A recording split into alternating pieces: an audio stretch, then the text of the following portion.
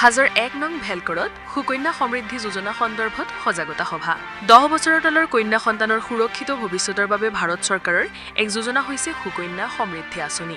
এনে সুকন্যা সমৃদ্ধি যোজনাৰ দ্বাৰা পিতৃ-মাতৃ একাউণ্টত সুৰক্ষিত কৰিব পাৰে কন্যাৰ ভৱিষ্যতৰ জীৱন গঢ় দিয়াৰ ক্ষেত্ৰত। কেনেকৈ খুলিব সুকন্যা সমৃদ্ধিৰ একাউণ্ট? যিকোনো ডাকঘৰ বা বাণিজ্যিক বেংকত খুলিব পাৰিব সুকন্যা সমৃদ্ধি যোজনাৰ একাউণ্ট।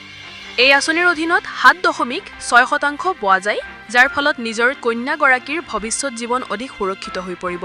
সুকন্যা সমৃদ্ধি যোজনা একাউণ্ট খুলিবলৈ হ'লে প্ৰয়োজন হ'ব কিছু যাৱতীয় নথিপত্ৰ। ইফালে কন্যাৰ জন্মৰ প্ৰমাণপত্ৰৰ লগতে অভিভাৱকৰ পৰিচয় পত্ৰৰো প্ৰয়োজন হ'ব। আনহাতে PAN card, ration card, driving licence, passport আদি ব্যৱহাৰ কৰিব পাৰিব গ্ৰাহকে।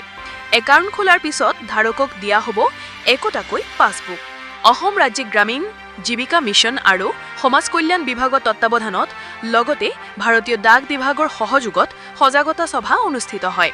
সজাগতা সভাত ডাক বিভাগৰ বাণিজ্যিক বিষয়া জিয়াউল হক, জগদীশ কলিতা, ত্ৰিদীপ চালৈ, জ্যোতিস্মিতা দাস লাজমী, বৰা আৰু ময়ান আহমেদ উপস্থিত থাকি আঁচনিখনৰ ফলপ্ৰসূ দিশৰ ওপৰত আলোকপাত কৰে। হাজোৰ পৰা কমলাকান্ত দাসৰ ৰিপৰ্ট, বটদ্ৰৱা লাইভ।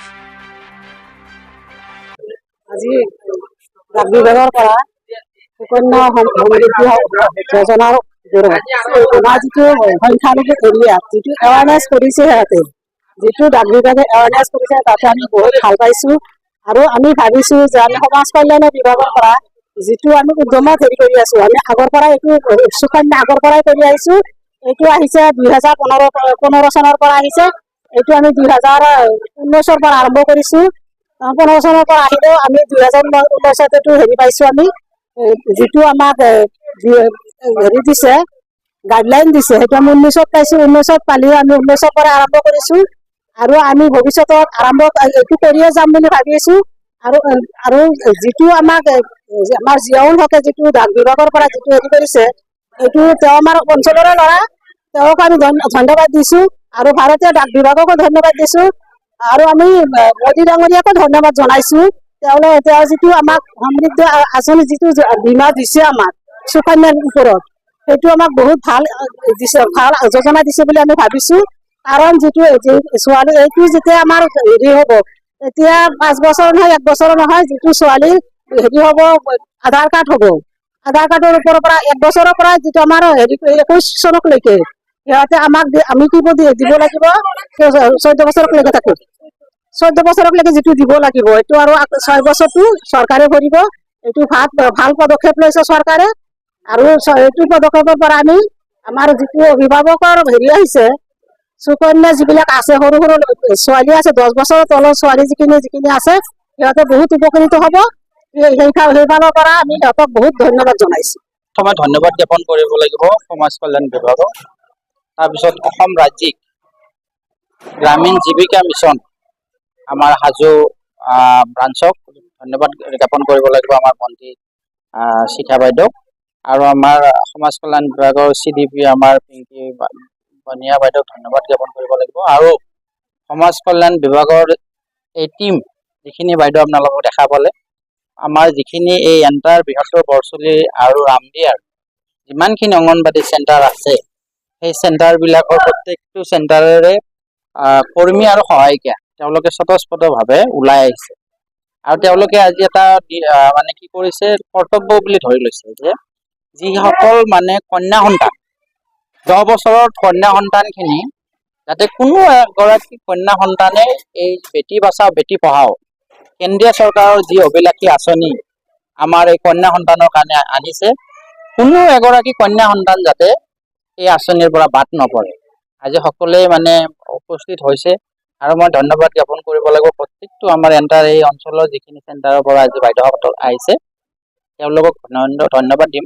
আৰু প্ৰত্যেকে মানে উইলিংলি নিজে নিজে ফৰ্ম লৈ গৈছে আমাৰ পৰা, আৰু তেওঁলোকে আমি যিখিনি কথা ক'লোঁ বুজিও পাইছে। আৰু মই অনুৰোধ জনাম যে আপোনালোকৰ মিডিয়াৰ জৰিয়তে যিসকল সৌভাগ্যৱান পিতৃ আৰু মাতৃ আছে, কন্যা সন্তানৰ 10 বছৰ তলৰ কন্যা সন্তান, আপোনালোকে সোনকালে পোষ্ট অফিচত আহক আৰু এই অভিলাষী আঁচনিটো আপোনালোকে গ্ৰহণ কৰক।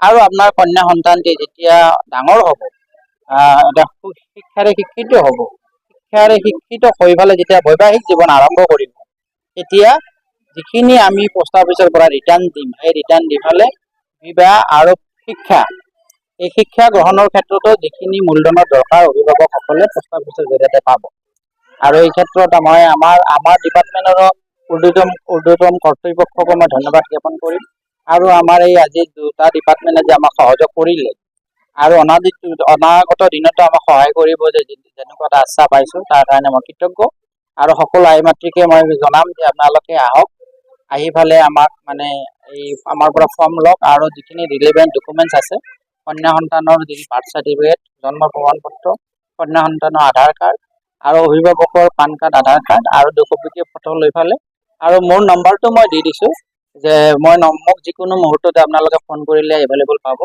মোৰ নম্বৰটো দিছোঁ 7002191388 আকৌ কৈছোঁ 7002191388 ইয়াৰ পৰা আপোনালোকৰ মিডিয়া যিমানকলৈকে ঢুকি পাব অসমৰ বিভিন্ন প্ৰান্তলৈ গ'লেও মই যিহেতু এতিয়া ফিল্ডটোতে থাকিব লাগে মই একেবাৰে সেৱা ডোৰ টু ডোৰ গৈ পেলাই সেৱা দিয়াৰ কাৰণে প্ৰতিজ্ঞাবদ্ধ আৰু আমাৰ যিহেতু এইটো ডাক সেৱা জনসেৱা আমি জনসেৱাৰ দৰে সেৱা কৰি আছোঁ যে মই 24/7 তেনেকুৱা কাম কৰিম আৰু যাতে কোনো এটা এটি শিশুৱে এটা বাদে কন্যা সন্তানে এই আঁচনিৰ পৰা বাদ নপৰে তাৰ কাৰণে কেৱল ছ'চিয়েল ৱেলফেয়াৰ ডিপাৰ্টমেণ্টে নহয় প্ৰত্যেকটো এণ্টাৰ যিমানখিনি আমাৰ স্কুল আছে স্কুলৰ শিক্ষাগুৰুসকলকো জনাম যে আপোনালোকৰ যিখিনি স্কুল আছে স্কুলত যিখিনি বিল' 10 ইয়াৰ্ছৰ কন্যা সন্তান আছে সেই কন্যা সন্তানকো আপোনালোকে এটা টিম ৱাইজ স্কুলবিলাকক মোক মাতে যদি মই যাই পেলাই তেওঁলোকক সহায় কৰিম ফৰ্ম চৰ্ম লৈ যাম আমাৰ যিমান স্কুল আছে স্কুলবিলাকৰ প্ৰধান শিক্ষক আৰু শিক্ষাগুৰুসকলকো অনুৰোধ জনাম